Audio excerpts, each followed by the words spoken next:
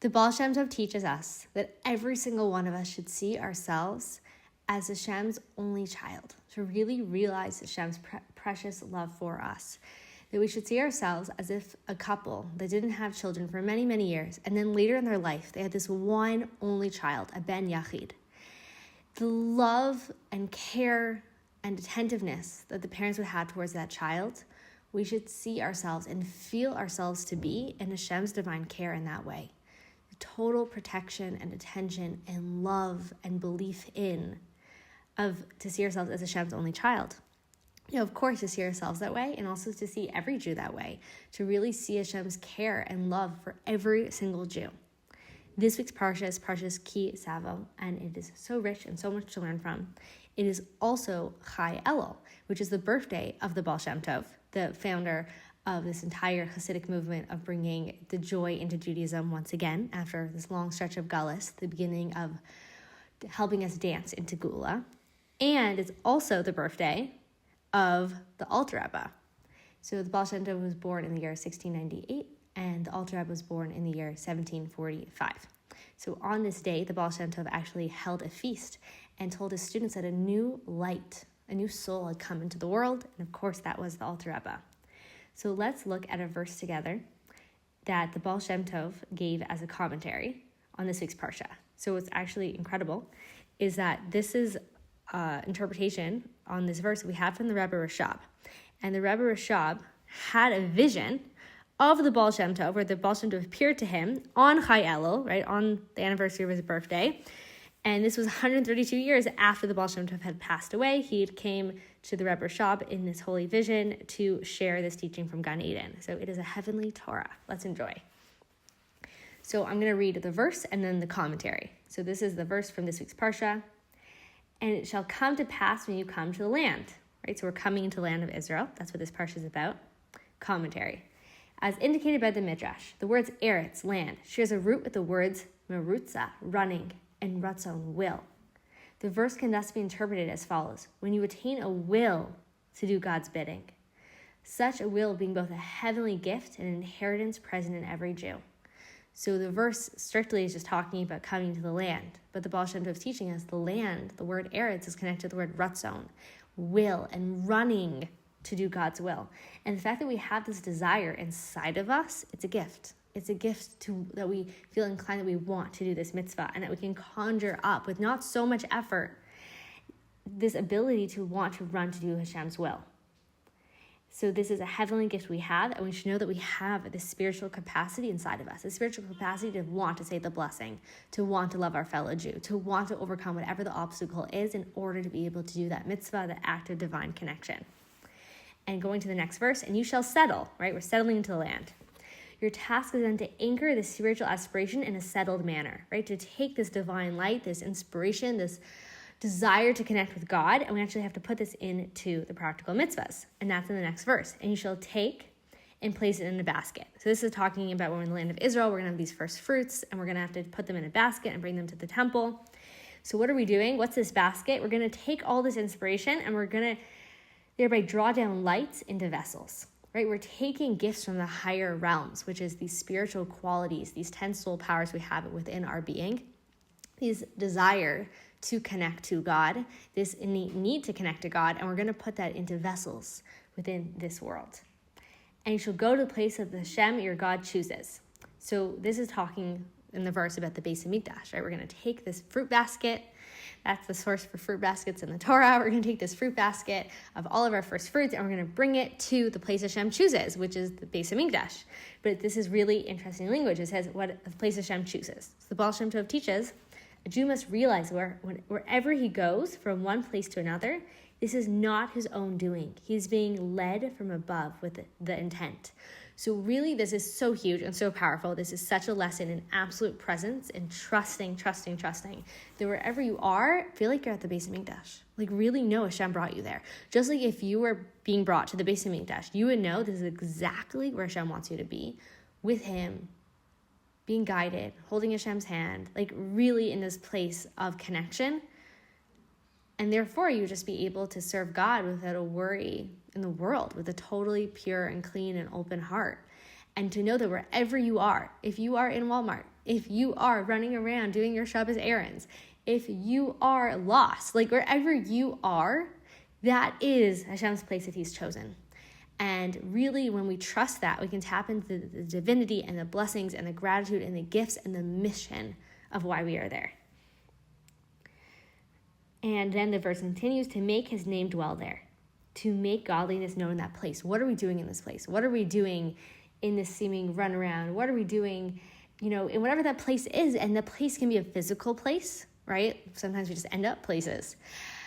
Or it can actually be an inner place, right? Why am I in this dark place? Why am I in this sad place? Why am I in this emotional state of being?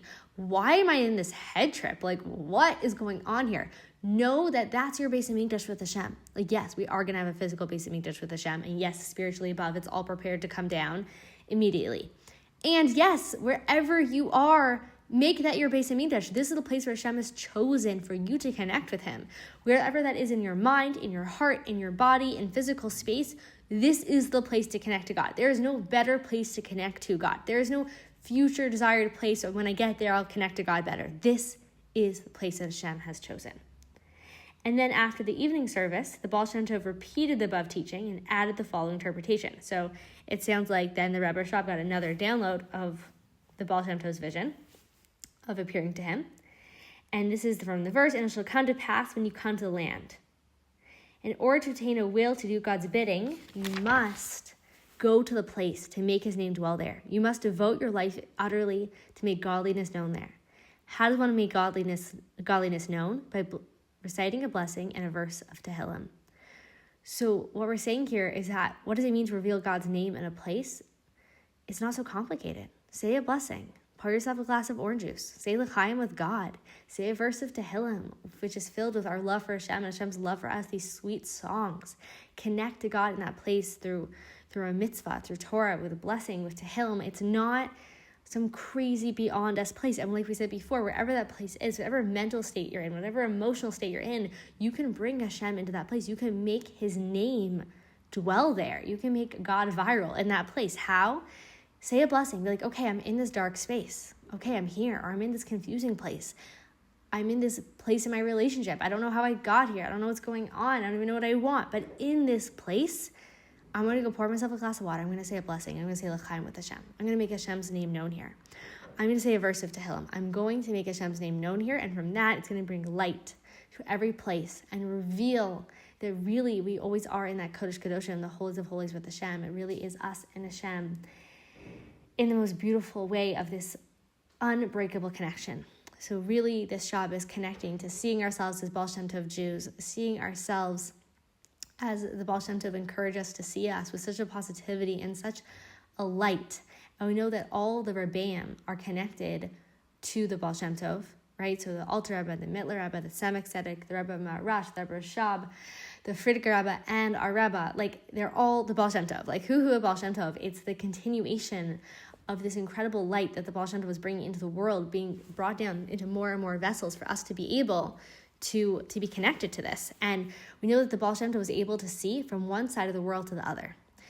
How was he able to do this, as well as his student, the Maggid, is because they were connected to the light that was shining on the first day of creation. So we know the first day of creation, and Maseh Bereshis, when Hashem created the world, there was a light that you could see from one side of the world to the other. And Adam Arishon actually had the capacity to see this light. He was the first Rebbe in many ways.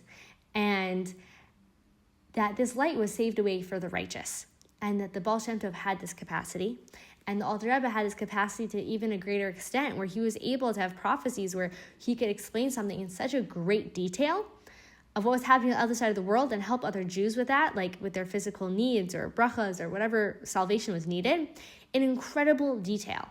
And so each of the Rebbeim are bringing the Baal Shem Tov's light more and more into the world. And what's the point of this for us is to be these transmitters of godly light. And we're in a place in time where we really can see across the world, right? You can face a time summon across the world. We can bring light across the world. I'm kind of making a joke, but it's also true. Like really being able to say, okay, like we can bring light all over the world and really tapping into this capacity. And the Baal Shem Tov was so fond of light, this idea of bringing light. And the Baal Shem Tov and the Alter Rebbe are called the two great luminaries, Shnei Moras Gedolos.